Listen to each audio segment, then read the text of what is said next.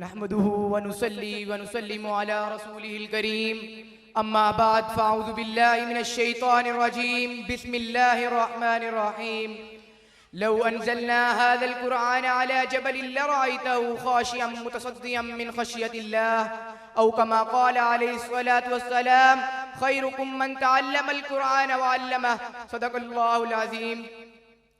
मौला की मोहब्बत का मजाक क्यों नहीं लेते, दुनिया में ही जन्नत का मजाक क्यों नहीं लेते, मौला की मोहब्बत का मजाक क्यों नहीं लेते, दुनिया में ही जन्नत का मजाक क्यों नहीं लेते। गानों में फसानों में सकून ढूंढने वालों, तुम कुरान की तिलावत का मजाक क्यों नहीं लेते। मेरे साथियों, मेरे साथी इकराम और मेरे हम मकतब साथियों, अस्सलामु अलैकुम। आज मुझे जिस मौजू पे लबकुशाई की रिसालत करने का मौका मिला है, ये मेरी खुशनसीबी है कि वो अज़मत कुरान है। अल्लाह ताला ने कुरान मजीद में इरशाद फरमाया ज़ालिकल किताबु ला रैब फीह। ये कुरान एक ऐसी किताब है जो इंसानों को अंधेरे से निकालकर रोशनी की तरफ लाती है। अल्लाह से बिछड़े हुए को अल्लाह से मिलाने वाली किताब, अल्लाह से बिछड़े हुए को अल्लाह से मिलाने वाली किताब, रास्ते से भटके हुए को सीधा रास्ता दिखाने वाली किताब। ये कुरान एक ऐसी किताब है जिसका देखना भी इबादत, जिसका सुनना भी इबादत, जिसका सुनाना भी इबादत, जिसका पढ़ना भी इबादत, जिसका पढ़ाना भी इबादत और जिसका हिफ्ज़ करना बहुत बड़ी इबादत है। मेरे भाइयों, आइए मैं आपको कुरान का तारुफ, कुरान की तर्जुमानी करवाता हूँ। मैंने कुरान से पूछा, कुरान तेरा नाम क्या है? कुरान ने जवाब दिया क़ाफ़ वल कुरानिल मजीद, मेरा नाम कुरान मजीद है। मैंने कुरान से जो सवाल किया, कुरान तेरी जुबान क्या है? कुरान ने जवाब दिया बिलिसानिन अरबिय्यिन मुबीन, मेरी जुबान अरबी है। मैंने कुरान से सवाल किया, कुरान तू किस महीने में नाजिल हुआ? कुरान ने जवाब दिया शहरु रमज़ान अल्लज़ी उन्ज़िला फ़ीहिल कुरान, मैं रमजान के महीने में नाजिल हुआ। मैंने कुरान से पूछा, कुरान तू किस रात में नाजिल हुआ? कुरान से ने जवाब दिया इन्ना अंज़लनाहु फ़ी लैलतिल क़द्र, मैं लैलतुल क़द्र की रात में नाजिल हुआ। मैंने कुरान से पूछा, कुरान तू किस पे नाजिल हुआ? कुरान ने जवाब दिया मुहम्मदुर रसूलुल्लाह, मैं अल्लाह के रसूल पे नाजिल हुआ। हाँ हाँ मेरे आका, कुरान तेरी रहमत का दीवान नजर आया, आका तेरी सूरत तेरी सीरत का उन्वान नजर आया।